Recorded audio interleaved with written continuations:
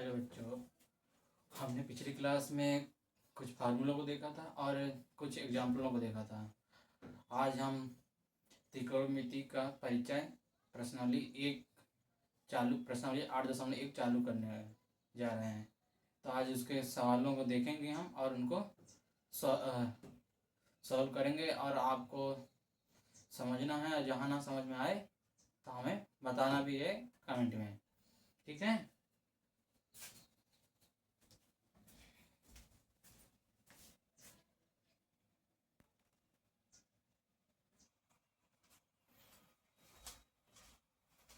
चलो हम सॉल्व कर रहे हैं, आप देखिए और समझिए, फिर हम सॉल्व कर लें, फिर आप नोट कीजिए।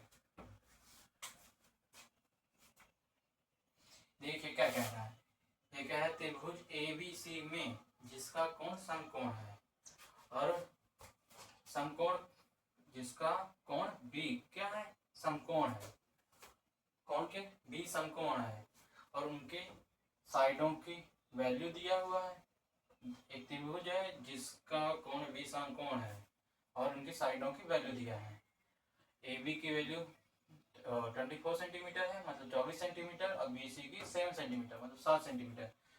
और 7 सेंटीमीटर है तो sine A cos A sine C और कॉस C का मान ज्ञात कीजिए कह रहा है। तो देखिए, आप समझिए, पहले समझिए फिर नोट कीजिएगा। त्रिभुज है,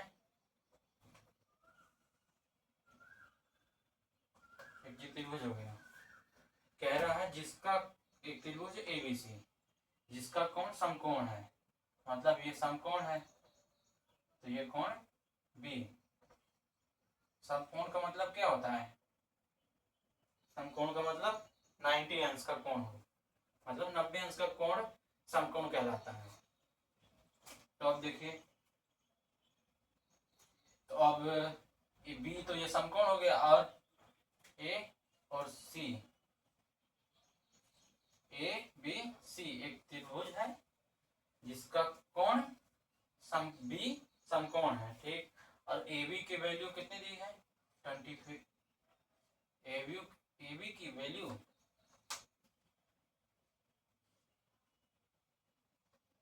AB की वैल्यू 20 कितनी दी है, 24 सेंटीमीटर, और BC की 7 सेंटीमीटर। तो कह रहा है, देखिए अब ये कह रहा है कि sine A cos A sine C cos C का मान ज्ञात कीजिए। तो अब यहाँ पे हमने बताया था, जब यहाँ पे क्या दिया है, साइन A मतलब कौन से एंगल से देखना है हमें, साइन A मतलब एक A एंगल से हमको इसको लिखना है, ठीक। तो A बताया था, A इसमें एंगल कौन है, A। तो अब A एंगल के सामने क्या कहलाया है, बताए थे पिछली क्लास में, कहलाता है लंब। लंब लंब लंब है, तो साइन का पहले तो साइन A बराबर लंब बटे कर्ण होता है, जिसको कर्ण को K से और लंब को L से, लंब लेंथ हो गई और ये कर्ण हाइपोटेनियस कर्ण होता है, कर्ण। तो अब एक एंगल से बोला था कि साइन A मतलब A एंगल से इस साइन A की वैल्यू रखो। तो अब यहाँ पे साइन A की वैल्यू कितनी होगी, दिया है, कितना दिया है हमें, इसमें लंब तो दिया है, लंब तो दिया है, लेकिन ये कर्ण 90 बताया था कि 90 अंश के एंगल के सामने हमेशा कर्ण होगा। तो ये कर्ण है, सबसे बड़ी भुजा कर्ण कहलाएगी, साइड कहलाएगी, साइड कर्ण कहलाएगी। तो हमें अब पहले कर्ण को फाइंड करें, फिर हम इसकी वैल्यू निकालें। तो चलो फार्मूला होता है कण स्क्वायर बराबर लंब स्क्वायर प्लस आधार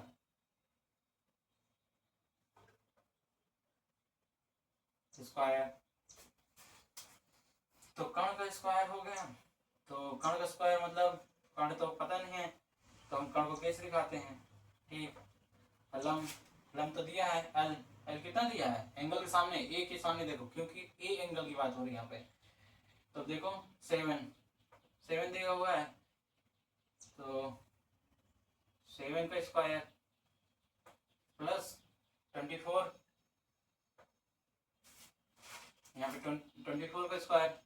अब बोला ना कि एंगल से लगी हुई साइड, एंगल से लगी हुई साइड वो क्या आधार कहलाती है, आधार होती है, मतलब 24 का स्क्वायर। तो अब यहाँ पे k का स्क्वायर बराबर ये तो ये हो गया, और इसका 576 होता है, 500। ठीक,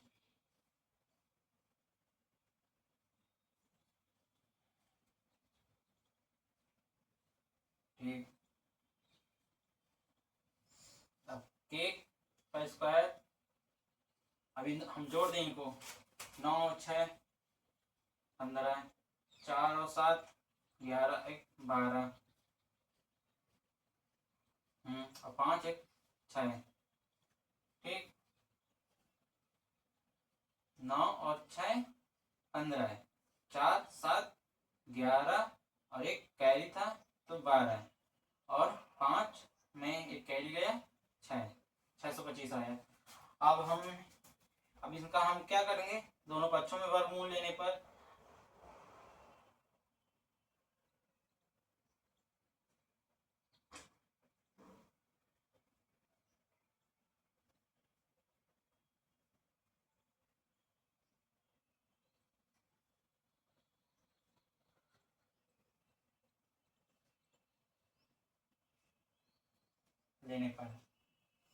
तो दोनों पक्षों में वर्गमूल ले लिए, तो के स्क्वायर रूट में चला गया, और ये भी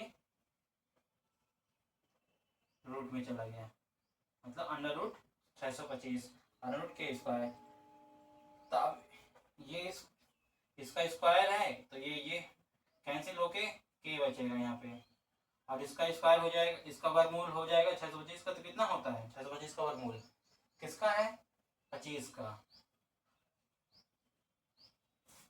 के बराबर 25 आया,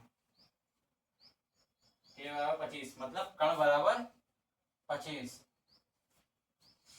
तो अब हमको साइन ए की वैल्यू फाइंड करनी थी, तो साइन ए की वैल्यू क्या होगी? लंब तो कितना था? 7, 7 अपॉन कितना हो जाएगा? 25। ये तो साइन ए की हो गई, और कॉस ए की भी इसी तरह होगी।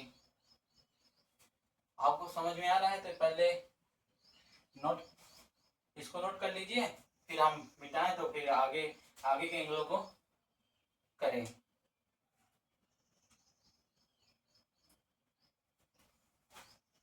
नोट कर लिए होंगे आप, और जिन नोट नहीं कर पाए तो वीडियो रोक के नोट कर लें।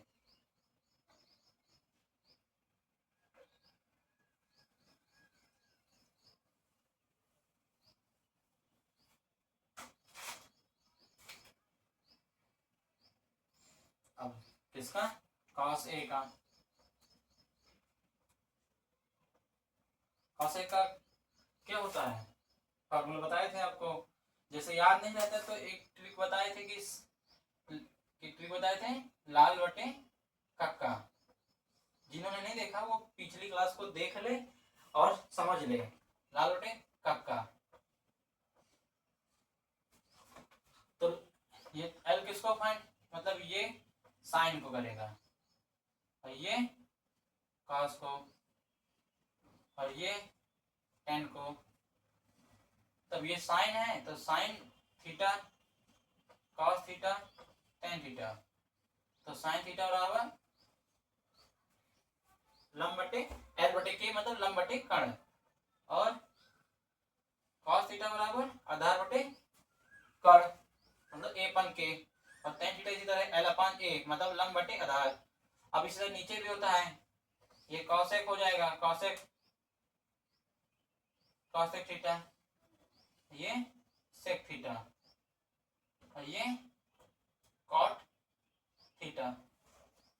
समझ में आ रहा होगा, हमने पिछली क्लास में बताया था अच्छी तरह से। आप यहाँ नहीं समझ आए तो पिछली क्लास में जाके पूरा एक वीडियो बनाए हैं इसके बारे में कि ये कैसे याद करना होता है, तो आप समझ सकते हैं वहां पे जाके, अच्छी तरह से आपको समझ में भी आएगा।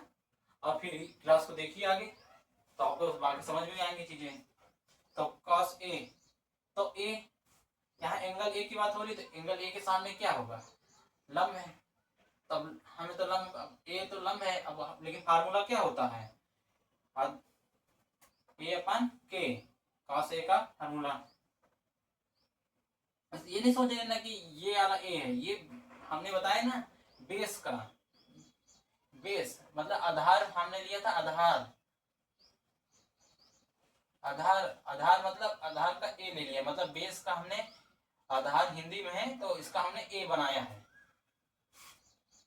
तो वो है यहाँ ए, ये एंगल का ए नहीं है, एंगल का ए नहीं समझना, आधार बटे कर्ण हम लिखे भी दे रहे हैं, आधार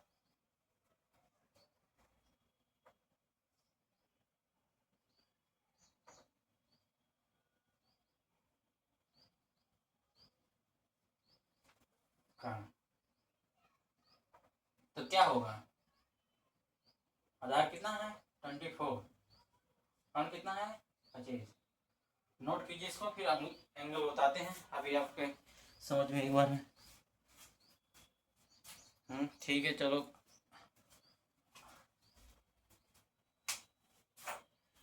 नोट कर लिए तो अगले बताते हैं हम।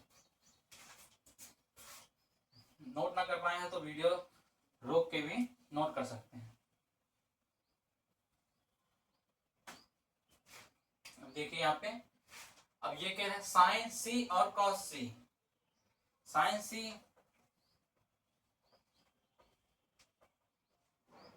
साइन सी और कॉस सी,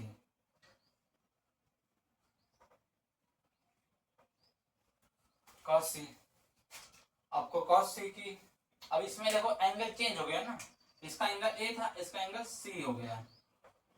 आपको हम कहां से देखना है, अब इस एंगल से हमें वैल्यू फाइंड करनी है। अब तो अब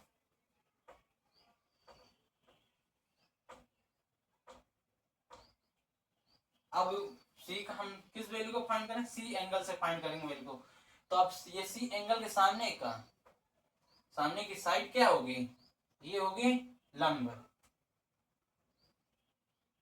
ये लंब होगी, अब मतलब एल ये होगी, और ये एंगल से लगी हुई साइड, एंगल से लगी हुई साइड होती है बेस मतलब आधार,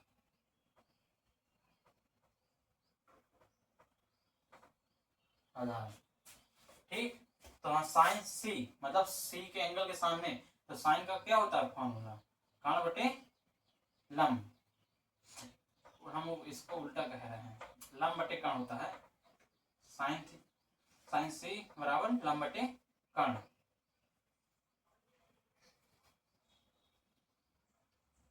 लंब बटे कर्ण। तो अब साइन, अब लंब कितना दिया हुआ है 24, कर्ण कितना दिया है 25, ठीक। और cos c, cos c तो cos c का भी देखिए, cos c का फार्मूला क्या होता है, आधार बटे कर्ण, ये आधार हो गया, ये कर्ण हो गया मतलब हाइपोटेन्यूज। तो अब इसको, अब आधार कितना दिया हुआ है देखिए 7 दिया है, 7, और कर्ण कितना है 25 मतलब 25।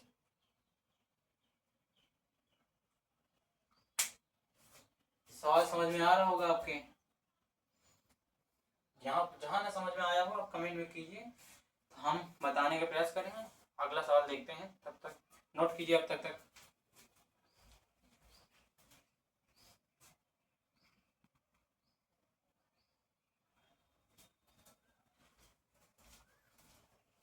आपने सवालों को नोट कर लिया होगा और हम कुछ सवाल आपको दे रहे हैं, आपको ये सवाल लगाने हैं।